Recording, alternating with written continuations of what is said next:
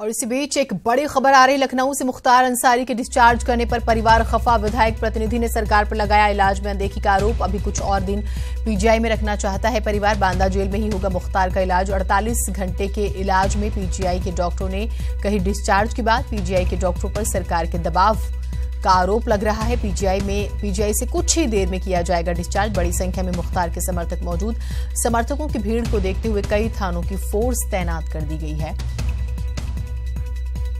तकरीबन 2 दिन पहले एक माइनर अटैक जो है उन्हें हुआ था, जिसके बाद उनको भर्ती कराया गया था, रेफर किया गया था। लखनऊ पीजीआई का जिक्र हो रहा है और वहां से अब उनको डिस्चार्ज करने की बात। लेकिन परिवार का आरोप कि डॉक्टर्स जो है सरकार के दबाव में है और इस वजह से वो डिस्चार्ज कर रहे हैं। इलाज में लापरवाही हो रही है। अभी कुछ और दिन मुख्तार अंसारी को जो है। अजीत हमारे साथ, हमारे सहयोगी जुड़े हुए हैं। अजीत, क्या कुछ अपडेट्स है, क्या विवाद हो रहा है अब?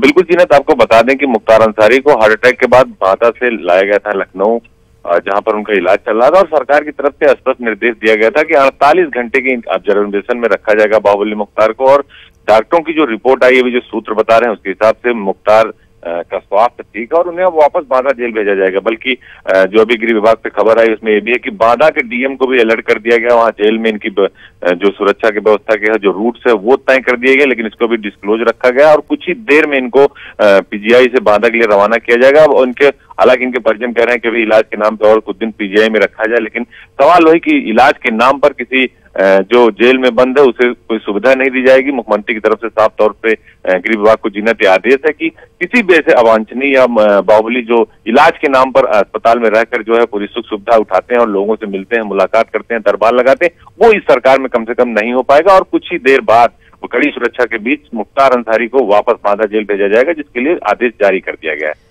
बहुत शुक्रिया, आपसे हम अपडेट्स लेते रहेंगे फिलहाल तमाम जानकारियों के लिए। तो वापस जो है उन्हें जेल भेजा जाएगा, ये स्पष्ट है।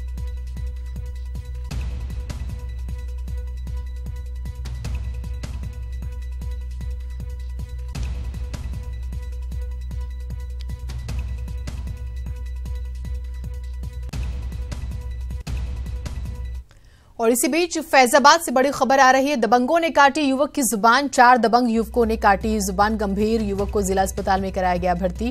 गलत काम करते देखे जाने की आशंका। थाना इनायत नगर के पलिया प्रतापपुर की ये घटना है। एक व्यक्ति की जुबान काट दी गई है और 4 लोगों ने मिलकर जो है उसके साथ ये किया। 4 दबंग युवकों ने जुबान काटी। गंभीर युवक को जिला अस्पताल में भर्ती कराया गया है। गलत काम करते देखे जाने की आशंका है और मामला थाना इनायत नगर के पुलिस पलिया प्रतापपुर की पूरी घटना है। तो यहां पर दबंगई ही कहा जाएगा, दबंगई देखने को मिली। 4 दबंगों ने मिलकर एक युवक की जुबान काट दी और ये बात निकल कर आ रही है कि गलत काम करते हुए देखा। अब सवाल यह है कि युवकों ने देखा या युवकों को देखा, ये एक महत्वपूर्ण बात है जिसको जानने की कोशिश हो रही है। लेकिन इस घटना को उचित नहीं ठहराया जा सकता कि किसी के साथ किसी को आप शारीरिक हानि पहुंचाए और जुबान काट देना अपने आप में बहुत बड़ी बात है। बाराबंकी में 9 लोगों की मौत का मामला। घटना पर सीएम योगी ने दुख जताया है। मृतकों के परिवार को 2-2 लाख की मदद का ऐलान किया गया है। बीमार व्यक्तियों के इलाज के लिए निर्देश दिए गए हैं। घटना की जांच के आदेश भी दे दिए गए हैं। आबकारी और गृह विभाग की संयुक्त टीम करेगी इस पूरे मामले की जांच। बड़ी खबर, बाराबंकी में 9 लोगों की मौत का मामला। मुख्यमंत्री योगी आदित्यनाथ ने संज्ञान लिया इस पूरे मामले का, दुख जाहिर किया और 2-2 लाख रुपए की आर्थिक मदद का ऐलान किया। और जो लोग भी जिनका इलाज चल रहा है उनकी जो है इलाज के लिए दिशा निर्देश भी दे दिए गए हैं। तो बड़ी खबर बाराबंकी से 9 लोगों की मौत के मामले का हम जिक्र कर रहे हैं। मुख्यमंत्री योगी आदित्यनाथ ने इस पूरे मामले में दुख जाहिर किया। परिवार के साथ उन्होंने अपनी सांत्वना व्यक्त की है। 2-2 लाख रुपए की आर्थिक मदद का ऐलान किया गया है और जो लोग अस्पताल में भर्ती हैं उन्हें जो है उनको प्रॉपर इलाज जो है दिया जाएगा। ये ट्वीट हम आपको उनका दिखा रहे हैं। उन्होंने ट्विटर के जरिए अपना दुख जो है वो जाहिर किया है।